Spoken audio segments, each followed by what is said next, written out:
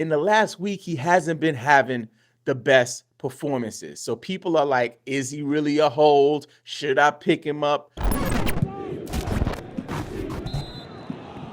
Here are the top 5 waiver wire targets you need to pay attention to for week 3 of the fantasy basketball season. DeAnthony Melton.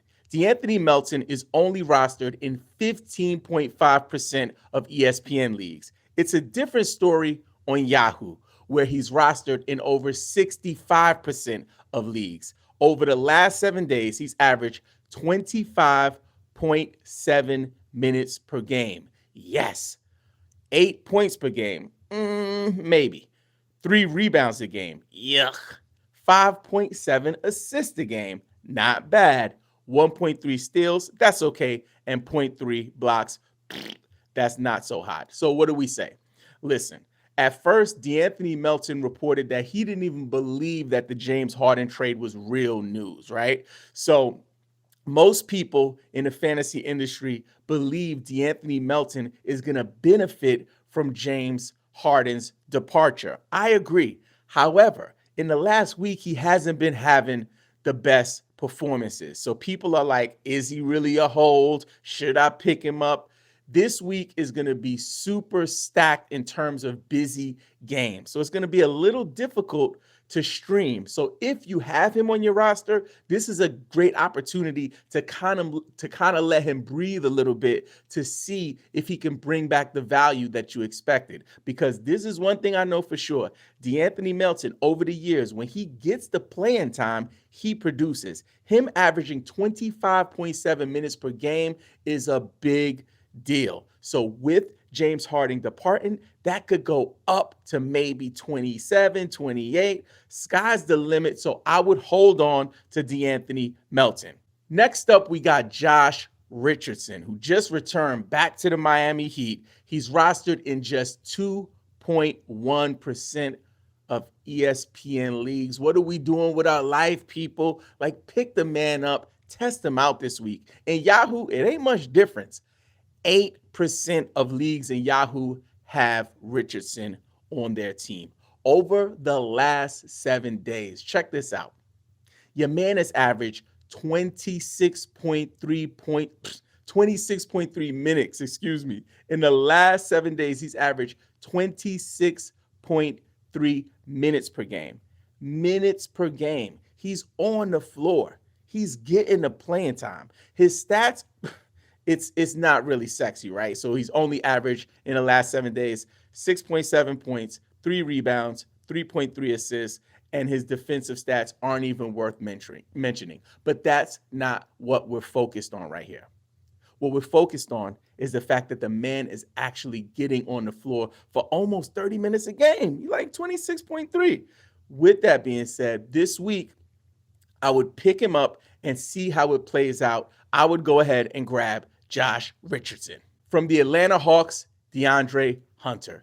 DeAndre Hunter is just rostered in 33% of ESPN leagues and 63% of Yahoo leagues. He got a really big contract last year, I believe. I think it was a 4-year extension. So Atlanta believes in the young man. They want to see him take the top off, boobies is out, hair blowing in the wind. They want to give him the opportunity. He also has positional eligibility for small forward and power forward, so he's kind of like a Swiss Army knife on your roster. This is the week to test it out. See if he continues to get the kind of opportunity that he's getting, because over the last 7 days, he's averaged 29.3 minutes per game, y'all. Come on, ma. Like, we got to pay attention to that. Also, check this out. He's averaged 14.5 points per game over the last 7 days, 4.8 rebounds, 1.8 assists, 1.8 steals. Defensive stats, get money, money, money, money. Listen, DeAndre Hunter, not the sexiest name in your waiver wire pool. I get it, but give him an opportunity, see how it plays out. It won't hurt. From the Brooklyn Nets, Dorian Finney-Smith. On ESPN, he is just rostered in 18% of the leagues. In Yahoo, he's just rostered in 32% of the leagues. Check this out.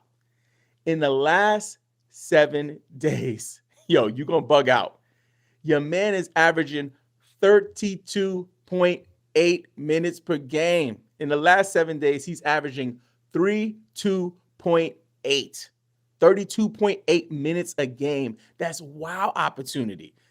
He's also averaging 17.3 points per game, 5.3 rebounds, 1 assist, 0.3 steals, and 0.8 blocks. Listen, Cam Johnson is out. Nick Claxton might be out for a little longer. There's going to be, I think Spencer Dinwiddie's also banged up. There's going to be tons of opportunity for him. So it's not a name that we're like, oh my goodness, I got to run to the waiver wire for Dorian Finney-Smith. Typically, Dorian Finney-Smith is like a constant waiver wire piece, not somebody that you really keep on your roster. People look at him like hot dog water or something like that, right? Bum juice. He's not that right now. This is just a window of opportunity. With these guys banged up, Dorian Finney-Smith getting 32.8 minutes per game in the last 7 days is a big deal. Pick him up off your waivers today. Your man Jeremy Soan is getting overlooked like Nikola Jokic at the 2014 draft. I got to talk about him again. People ain't listening. People not paying attention. He's only rostered in 53% of Yahoo leagues right now. So he's still widely available.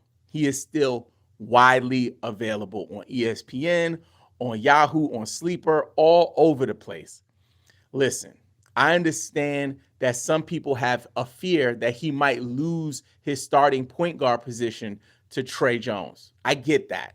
But that's not happening right now. He's actually growing into his opportunity and into his role.